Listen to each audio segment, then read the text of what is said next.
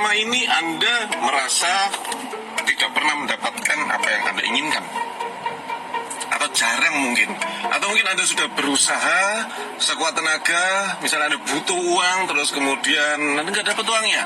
Anda mungkin sudah punya bisnis dan Anda pengen sekali bisnis Anda berkembang tapi nggak berkembang, atau mungkin Anda ingin mencapai sesuatu tujuan, ya, misalnya Anda ingin menguasai sebuah ilmu pengetahuan atau lulus tes atau apa, tapi kok tidak sesuai dengan kenyataan yang terjadi, ya. Jadi kenyataan nggak sesuai dengan apa yang Anda harapkan. Nah, saya ingin sekali berbagi bagaimana pengalaman saya mendapatkan apa yang saya inginkan. Jadi ada sebuah komponen yang sangat-sangat penting. Sekali lagi saya ingatkan, sebuah komponen yang sangat-sangat penting dalam kehidupan manusia, dan ini sudah Anda miliki, yaitu adalah fokus. Jadi fokus itu adalah cara kita melihat sesuatu secara terus-menerus. Seringkali orang itu tidak fokus sehingga bisnisnya di tengah jalan berhenti.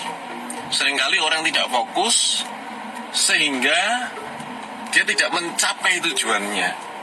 Seringkali orang juga tidak fokus, makanya utangnya nggak lunas-lunas.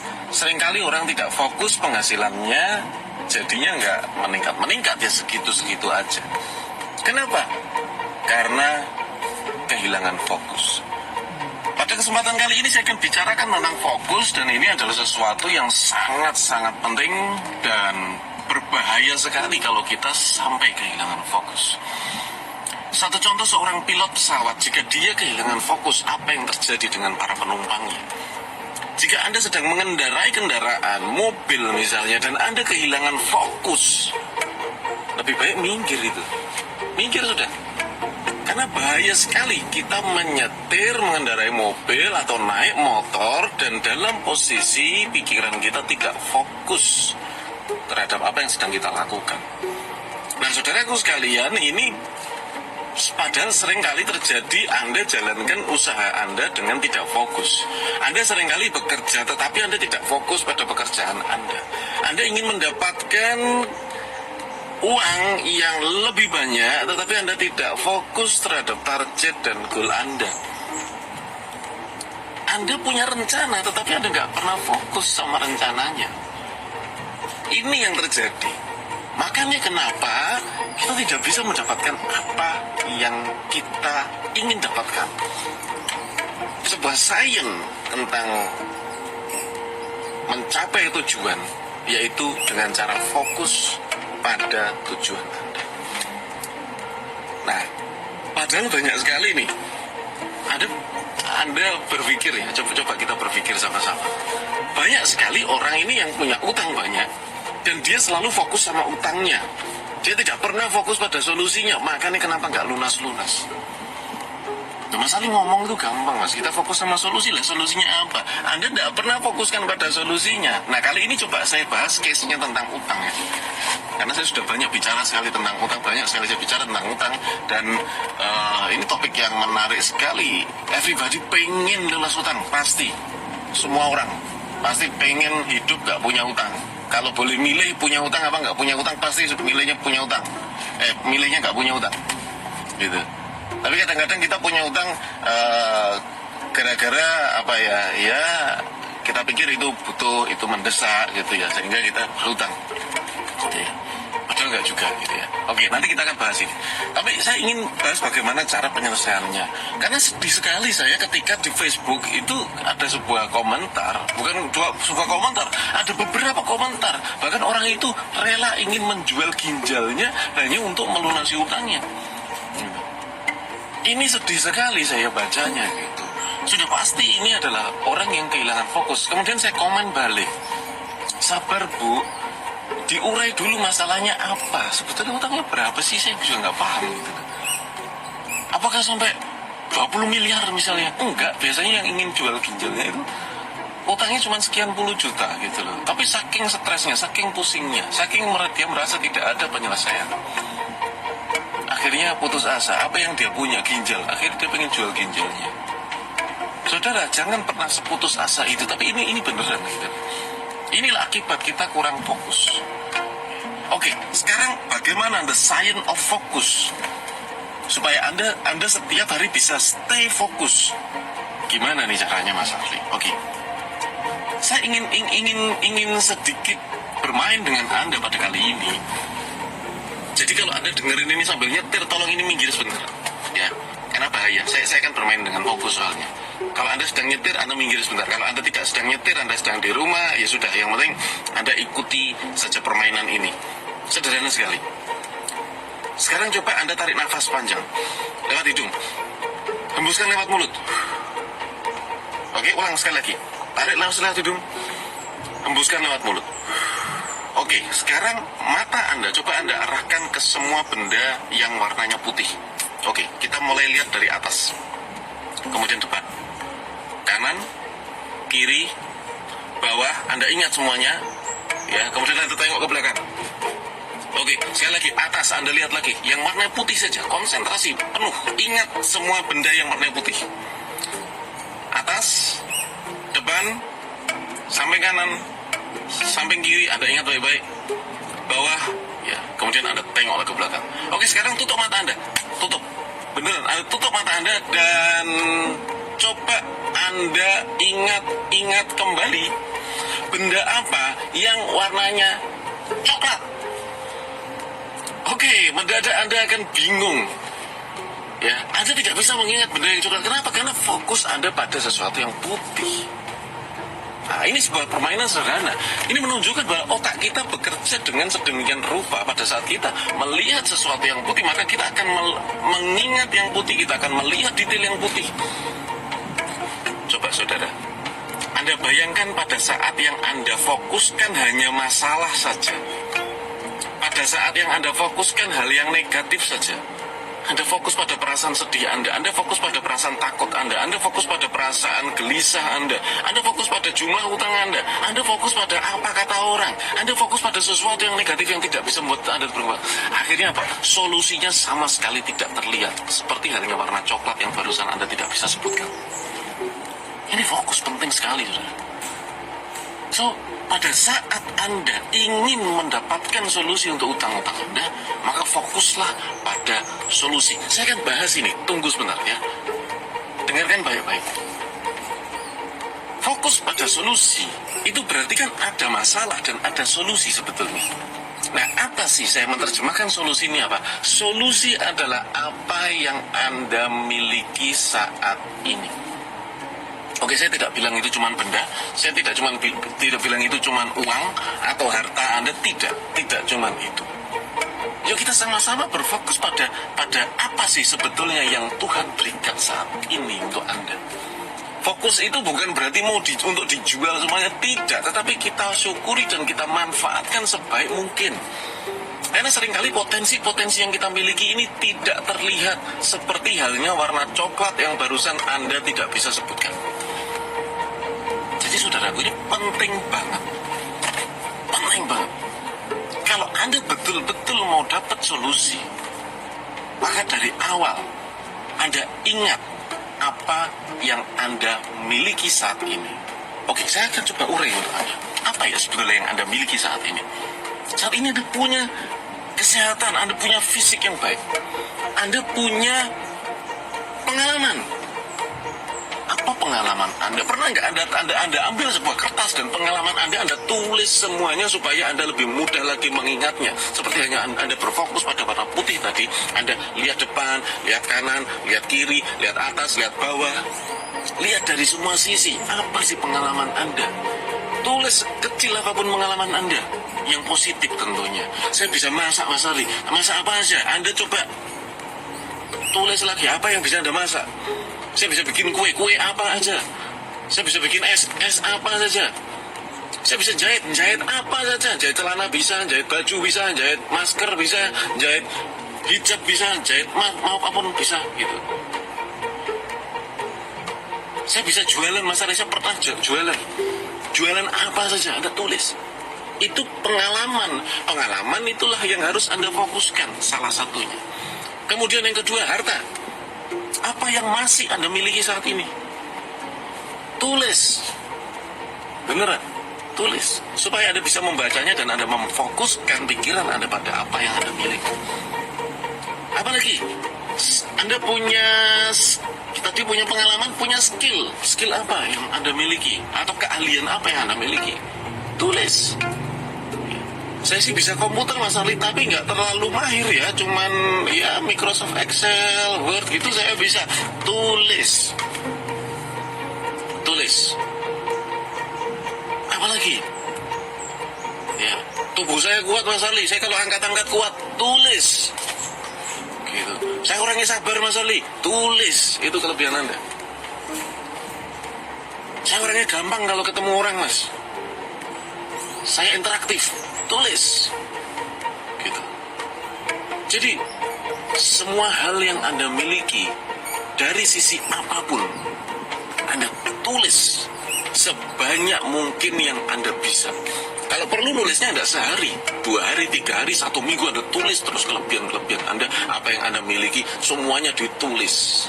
Kenapa penting sekali menulis? Supaya Anda bisa fokuskan setiap hari. Kalau Anda cuma fokus sama utang saja, nggak seimbang. Karena rumusnya begini.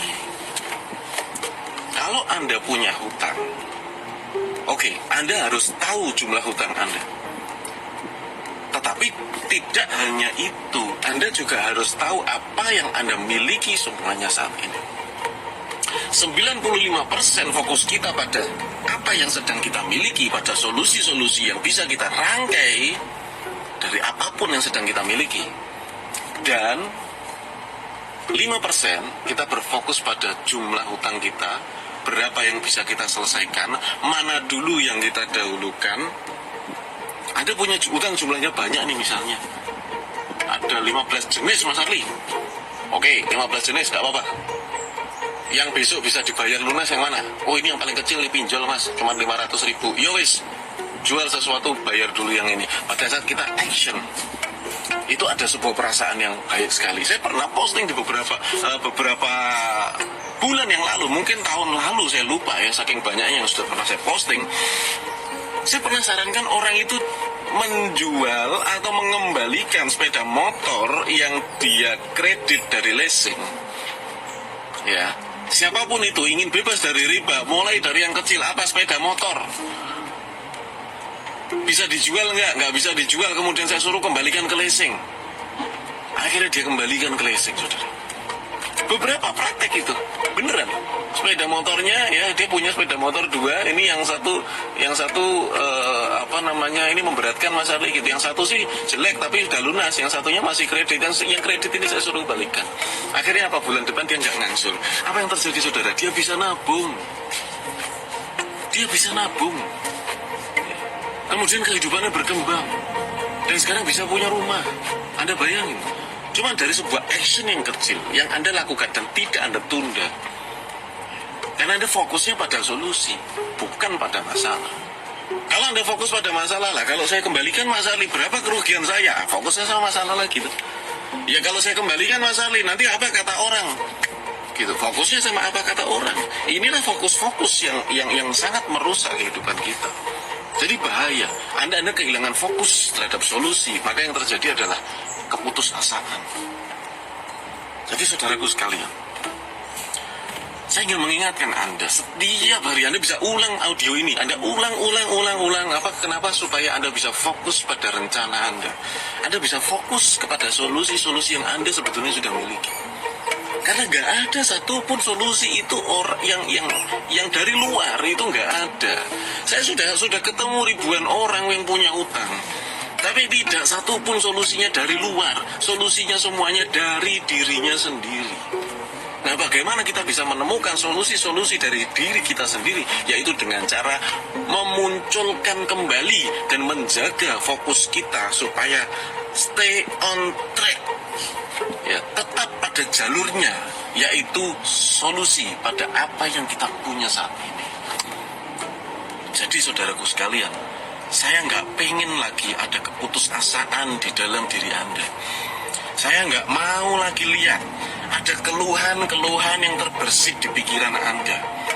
Saya nggak mau lagi lihat ada sesuatu yang menimbulkan rasa tidak bersyukur di dalam hati Anda.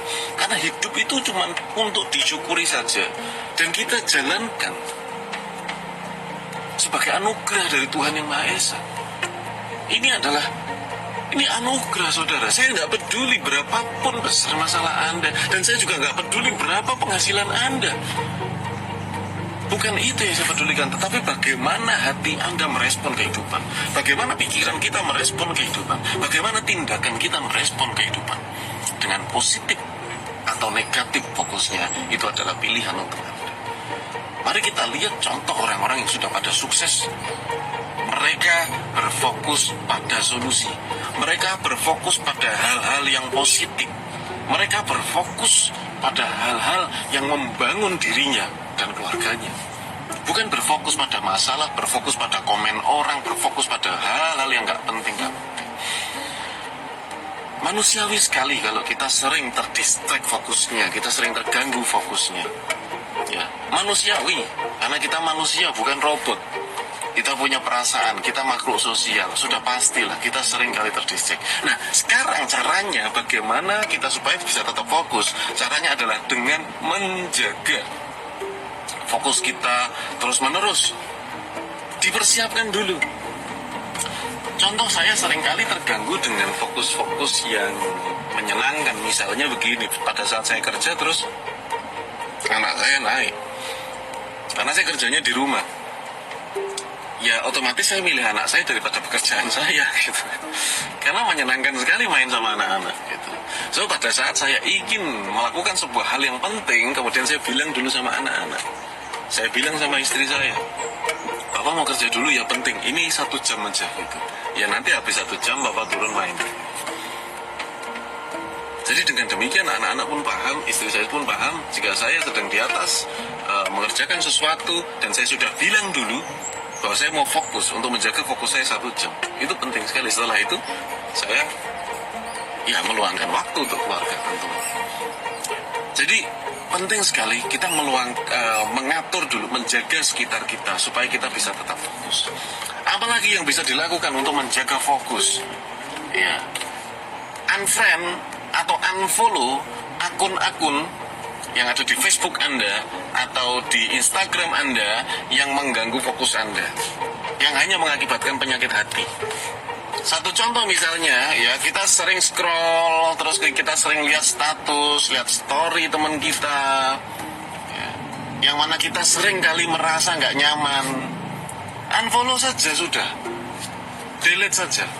Loh mas, mendelete pertemanan itu kan nggak bagus. Itu sosial media, saudara. Anda tidak memutus silaturahmi dengan tidak berteman di sosmed dengan dia, tidak. Gitu. Jadi tolong dibedakan. Emang kalau kita berteman di sosial media terus kita jadi menjalin silaturahmi seperti halnya di dunia offline gitu kan nggak juga gitu. Anda lihat berapa ribu follower saya gitu, dan saya juga nggak kenal gitu loh. Ya, tetapi jika di beranda terus muncul sesuatu yang mengganggu saya gitu. Contoh misalnya postingan hoak politik itu, pasti yang posting sesuatu yang hoak itu pasti langsung saya blokir, saya delete gitu loh. Pasti gitu. Terus teman-teman juga gitu. Ada teman-teman yang memang teman-teman lama, yang memang dia cara berpikirnya itu tidak sesuai dengan saya, muncul di beranda saya, langsung saya unfollow. Supaya apa? Supaya menjaga fokus saya. Supaya kita bisa tetap berbagi kepada orang banyak. Anda bayangkan, apa yang Anda masukkan di dalam otak Anda, di dalam pikiran Anda, itu adalah apa yang Anda keluarkan juga di dalam tindakan sehari-hari. Coba Anda bayangkan apabila yang masuk ke kita itu berita-berita negatif. Kalau yang masuk ke kita itu adalah sesuatu yang nggak nyaman, sesuatu yang nggak perlu, tindakan kita pun akan menjadi tindakan yang nggak nyaman, tindakan yang nggak perlu, dan sesuatu yang negatif pula. Jadi penting sekali kita berfokus, saudara sekalian. Atur semuanya dulu. Saya yakinlah Anda bisa. Saya percaya Anda itu bisa. Anda cuma belum tahu caranya, dan setelah Anda dengarkan audio ini, dan kalau Anda belum paham, Anda bisa ulang kembali. Tapi saya yakin kok, sekali denger aja, insya Allah udah bagus gitu. Tinggal besok Anda ulang lagi, karena biasanya kita setiap hari suka lupa gitu, bangun tidur kan kita blank gitu.